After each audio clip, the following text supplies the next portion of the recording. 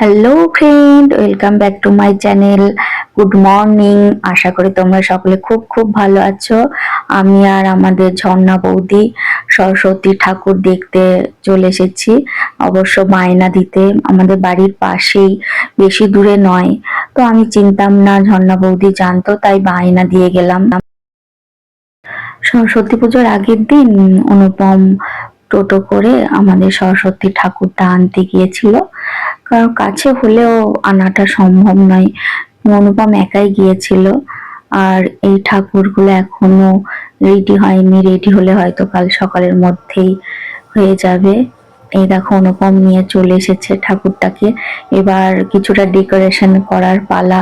পেছনে জানলা আছে, ওখানে একটু কিছু দিয়ে দেব, সাজিয়ে রেখে দেবো, যাতে কালকে সকালবেলায় উঠে জোগাড় জান্তি করে ফেলতে পারি।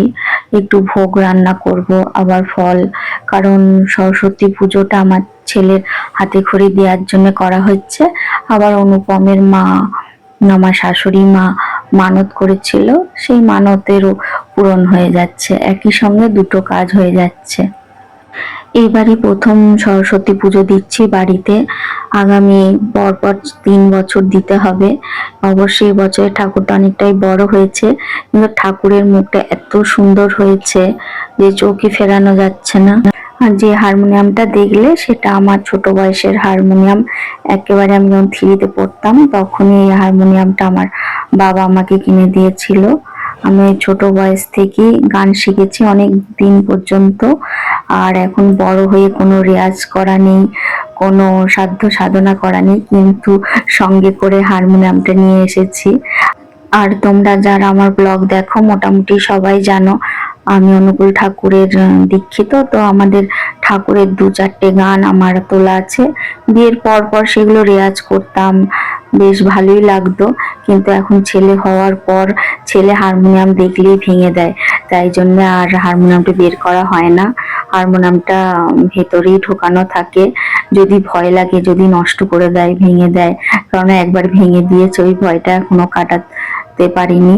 কালকে সবাই উপোস থাকবো বলে সিদ্ধ ভাত করে আমরা সবাই খেয়ে নিয়েছি, তাই এখন শুয়ে পড়বো। পরের দিন আবার তোমাদের সঙ্গে কথা হবে।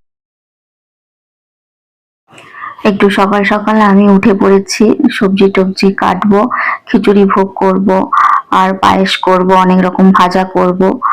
আর ফলগুলো ঝর্ণা বৌদি এসে কেটে দেবে, আর অনেক রকম জোগাড় জান্তি করতে হবে, সেগুলো আমি ঠিক মতো জানি না, সেগুলো করে দেবে।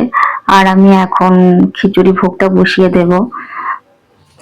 আমার সবজিগুলো কাটা হয়ে গেছে, আলু, কুমড়ো, গাজর এখানে রেখে দিয়েছি। এখানে ডুমো ডুমো করে ফুলকপি কেটে রেখে দিয়েছি, মটরশুঁটি আর টমেটো। আজকে তোমাদের সঙ্গে শুধু খিচুড়ির ভোগটাই শেয়ার করব, আর অন্যান্য যা করেছি সেটা শেয়ার করতে পারবো না, কারণ ব্লগটা তাহলে লেন্দি হয়ে যাবে। আর আমি ঠাকুরের ভোগটা সম্পূর্ণটাই করব গাওয়া ঘি দিয়ে। আর পুজোর যে কোনো পুজোর ভোগই আমার মনে হয় ঘি দিয়ে করাই ভালো। ছোট বয়সে সরস্বতী পুজোটা আমাদের স্কুলের ঠাকুর দিয়ে মানে উপভোগ করেছি আমরা। ঠাকুর কিনতে যাওয়া ম্যাডামদের সঙ্গে, আবার ঠাকুর নিয়ে আসা, ঠাকুর পুজোর জোগাড় করা, ঠাকুর সরস্বতী পুজোর দিন শাড়ি পরা, এই নিয়ে আমাদের ছোট বয়সের সরস্বতী পুজোটা কেটে গেছে। আর বাড়িতে হলে তো ছোট খাটো পুজো হতো, আর সেগুলো মারাই জোগাড় করতো। আর বলতে গেলে নিজের বাড়িতে নিজে ঠাকুর কিনে নিয়ে এসে এই প্রথম আমার ঠাকুরের জন্য ভোগ রান্না করা, সেটা একটা আলাদা অনুভূতি। আর বন্ধুরা, আমাদের বাবার বাড়িতে ছোট 1 হাত সাইজের ঠাকুর কিনে এনে ব্রাহ্মণ দিয়ে পুজো করিয়ে ওই ঠাকুর মূর্তিকেই সারা বছর পুজো দেওয়া হয়। 1 বছর পর পুরনো ঠাকুর বিসর্জন দিয়ে নতুন ঠাকুর কিনে আনা হয়, আর ওই ঠাকুরটাকে পুজো দিয়ে আমরা ঘরে রেখে দিই। এরকম নিয়ম তোমাদের কার কার বাড়িতে আছে তোমরা আমাকে অবশ্যই জানাবে। দেখো বন্ধুরা, এবার আমি ঘিটা চামচে করে দিয়ে দিলাম, আর ঘিটা গলতে বেশি টাইম লাগবে না। বাদামটা ভেজে নেব ঘিটা দিয়ে। বাদামটা ভেজে তুলে নিয়ে তারপরে গরম মশলাগুলোকে ঘি দিয়ে ভাজবো। তারপরে একে একে আমি সবজিগুলো দিয়ে দেব, দিয়ে নাড়াচাড়া করার পর যখন দেখবে একটু ভাজা ভাজা হয়েছে, তখন আবার গোবিন্দভোগ চাল আর মুগের ডাল দিয়ে একটু নাড়াচাড়া করে জল দিয়ে ঢাকা দিয়ে দেবো। তারপরে একটু সিদ্ধ হলেই নামিয়ে নেব। তোমাদের সঙ্গে কথা বলতে বলতে আমার ফুলকপি আলু সবজিগুলো ভাজা ভাজা হয়ে এসেছে। এবার আমি মুগের ডাল আর গোবিন্দভোগ চাল দিয়ে নাড়াচাড়া করে নিয়ে জল দিয়ে দেবো। আর খিচুড়ি খুবই তলা ধরে যায়, তাই জন্য বারবার নজর রাখতে হয়, জল দেওয়ার পরেও অনেকবার নাড়াতে হয়। আর লো ফ্লেমে করি খিচুড়িটা আমি, যেহেতু গোবিন্দভোগ চালের খিচুড়ি বেশি টাইম লাগবে না, কিন্তু আমাকে এরপর আরো অনেক ভাজাভুজি করতে হবে, আবার পায়েস করতে হবে। আমি তাই জন্য একটু তাড়াহুড়ো করছি। সকাল সকাল ঝর্ণা বৌদি চলে এসেছে, ফলগুলো কাটবে এবং সব গুছিয়ে বাগিয়ে দিয়ে যাবে বলে। বললাম কাটো, আমি আসছি। আর মহারাজ ঘুম থেকে উঠে দুষ্টুমি শুরু করে দিয়েছে। আমাদের সকলেরই জীবনে স্কুল লাইফটা বন্ধুদের সঙ্গে কেটেছে এবং আমরা বেশিরভাগ সময়টাই স্কুলে কাটাতাম, প্রাইভেটে কাটাতাম। আর কারুর কারুর এক একজনাকার এক এক রকম বেস্ট ফ্রেন্ড থাকে, তারা তাদের সঙ্গে ঘুরে ফেরে গল্প করে। কলেজ লাইফও তাই হয়, দেন ইউনিভার্সিটিতেও তাই হয়। আবার দেখবে সংসার করতে করতেও কেউ তোমার খুব কাছের মানুষ হয়ে যায়। আর সেই রকমই হলো আমাদের ঝর্ণা বৌদি। বিয়ের পর থেকেই ঝর্ণা বৌদি আমার খুব কাছের, একদম বান্ধবীর মতো। সব সময় বিপদে পাশে থাকে, কেউ না থাকলেও ঝর্ণা বৌদি থাকেই। আর সকলেই জানো সরস্বতী পুজোয় ব্রাহ্মণ ঠাকুর নিয়ে কিরকম টানাটানি থাকে। যতই ব্রাহ্মণ ঠাকুর তোমাকে বলুক না কেন তাড়াতাড়ি আসবো, কেউ এদিক ওদিক হেঁচড়ে তাকে টেনে নিয়ে যায়ও। আর আমাদের এখনো ব্রাহ্মণ ঠাকুর আসেনি, আমি মহারাজ সবাই রেডি হয়ে বসে আছি। থেকে একজন ধরে নিয়েছে, ঠিক আছে, ধরে নিয়ে ব্যাগপত্র টেনে নিয়ে পুজো পুজো করাচ্ছে। এই আর কি আমি যাচ্ছি। আমি বারবার রিকোয়েস্ট করলাম, আমি একটা করে আসছি, ও শুনেনি, ঘোষপাড়া থেকে ধরেছি। অনেকক্ষণ পর মহারাজ শান্ত হয়ে বসে পুজো দেখছে। ও খুব ঠাকুর দেখতে ভালোবাসে, অবশ্য সব বাচ্চারাই ঠাকুর দেখতে, ঠাকুর পুজো হচ্ছে এগুলোতে খুবই আনন্দ উপভোগ করে। আর মা জোগাড় করছে, বাবাই করছে, ঠাম্মি শঙ্খ বাজাচ্ছে, এগুলোতে মহারাজের খুব ইন্টারেস্ট। মানে প্রথম দেখছে, চোখ খুলেছে প্রথম বলা যায়, সেটাতে ওর খুব আনন্দ। আর এই যে বড় একটা আসন দেখছো, এটা ভাঁজ করে পাতা আছে, এটা বিশাল লম্বা। এটা আমার মা এরকম আসনই দুটো বানিয়েছে, একটা দিদিভাইয়ের জন্য আর একটা আমার জন্য। তো আমারটা আমাকে দিয়ে দিয়েছে। আমার শীতকালে এমনি মেঝেতে পাতা হয়, এমনি আবার কোনো পুজো আচ্চা হোক, কোনো অনুষ্ঠান হোক, পাতা হয়। খুবই আসনটা দেখতে ভালো, ইউনিক।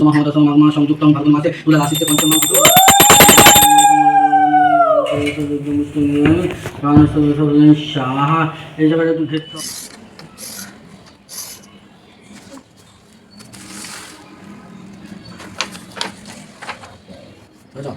বলো ও, বলো ও, বলো বলো বলো ও, বলো বলো ও, বলো এরকম খ, এরকম গ, বলো বলো গ, এরকম খ, বলো বলো ক, বলো ক। আচ্ছা বলো একে চন্দ্র বলো বলো একে চন্দ্র বলো পক্ষ বলো তিন নেত্র চারি বেদ বলো। আচ্ছা পঞ্চমান বলো বলো একটা বল, একটা বল, একটা বল। আচ্ছা এখানে অ কোথায়, এই যে এখানে অ কোথায়, দেখো ওটা কোথায় লিখি দাও, ওটা কোথায় দেখো, এই যে বলো ওটা আসছে তেরে। না বললে বিদ্যা হবে না, বিদ্যা শেষ, সব শেষ। অনেক বেলা হয়ে গেল, যতটা তাড়াতাড়ি হবে আশা করেছিলাম তত তাড়াতাড়ি হয়নি। তো মহারাজেরও খুব খিদে পেয়ে গেছে, আর অনুপমের তো খিদে পেয়েছে। ওরা বাবা ছেলেতে খেতে বসে পড়েছে, আর আমি একটু প্রসাদ খাবো, কারণ সারাদিন উপোস থাকার পর বেশি খাওয়া যায় না। আর অনেকজনাকে দেয়া বাকি আছে, বিকাল বেলায় ধন্না বৌদি এসে সেগুলো দিয়ে দেবে। আর কালকে কলাই সিদ্ধ খাওয়ার নিয়ম আছে, তাই অনুপম সব সবজি এনেছিল। প্রেসার কুকারে কলাই সিদ্ধ গোটা সবজি দিয়ে সিটি দেব, দিয়ে আমরা রেডি হয়ে নবদ্বীপে সরস্বতী ঠাকুর খুব ধুম হয়, স্কুল কলেজগুলোতে খুব সুন্দর সুন্দর থিম পুজো হয়, সেগুলি আমরা দেখতে যাব। এতক্ষণ বেশ মহারাজ জেগেছিল, রেডি করে দিলাম, কিন্তু রেডি করার পর বসে থাকতেও ঘুমিয়ে গেল। তো যার জন্যে যাব, যে আনন্দ করবে সেই ঘুমিয়ে পড়লো। মহারাজকে মহারাজের ঠাম্মির কাছে রেখে দিয়ে আমরা দুজনা বাইকে করে ঠাকুর দেখতে বেরিয়ে পড়লাম। প্রথমেই আমরা কোথায় যাচ্ছি? আমরা যাচ্ছি নবদ্বীপ বিদ্যাসাগর কলেজে, যেখানে অনুপম কলেজ পাশ করেছে। এই দেখো বন্ধুরা, আমরা নবদ্বীপ বিদ্যাসাগর কলেজে প্রবেশ করছি। কি সুন্দর সাজিয়েছে, খুব সুন্দর কলেজটাকে ডেকোরেশন করেছে। আর খুব ভিড় হয়েছে, স্টুডেন্ট তো আছেই এবং নবদ্বীপের অনেক মানুষজন কলেজের পুজো দেখতে এসেছে। আমি এই 5 বছরেই প্রথম। অনেক লাইন পড়েছে, একদম গেট থেকে লাইন পড়েছে, আর অনেক ভিতরে পুজোটা হচ্ছে। অনুপম নিজের কলেজ দেখে ভেতরে ঢুকেই চমকে গেছে। ও বলছে আমাদের সময় কি বাজে কলেজ ছিল, একদম ডেকোরেশন করা ছিল না, রং ছিল না, দেখেই মনে হতো পুরো বাড়ি। আর ভেতরেও এত ঘর ছিল না, অল্প ঘর ছিল। আর সুন্দর করে গাছ টাছ লাগানো হয়েছে। আর তখন এত সুন্দর করে সরস্বতী পুজোও হতো না, নর্মাল একটা ঠাকুর নিয়ে এসে বলে পুজো করা হতো। আর ও তখন সরস্বতী পুজোতেও নবদ্বীপ কলেজে আসতো না। বিয়ের পর ও এসেছে কলেজে ঠাকুর দেখতে, আর নিজেই চমকে গেছে। ওর কথা শুনে আমি বললাম তুমি যেমন ছিলে তোমার কলেজও তেমনই ছিল। কারণ ওর বান্ধবীরা আমাকে শুধু বলতো অনুপম কলেজ যেত, প্রাইভেট যেত ভাঙা ঝনঝনে সাইকেল নিয়ে আর বাজারের থলে নিয়ে। আর মাস্টাররা বলতো এই তো অনুপম চলে এসেছে, ওর সাইকেলে এত ঝনঝন করতো। আর সেই কথা শুনে রেগে গাই, বলছে না আমি ওরকম ছিলাম না, সবাই ওরকম বলতো। কিন্তু ওর বান্ধবীরা বলো আর বন্ধু বলো আর যে কোনো স্যারই বলো ওকে খুব ভালোবাসে।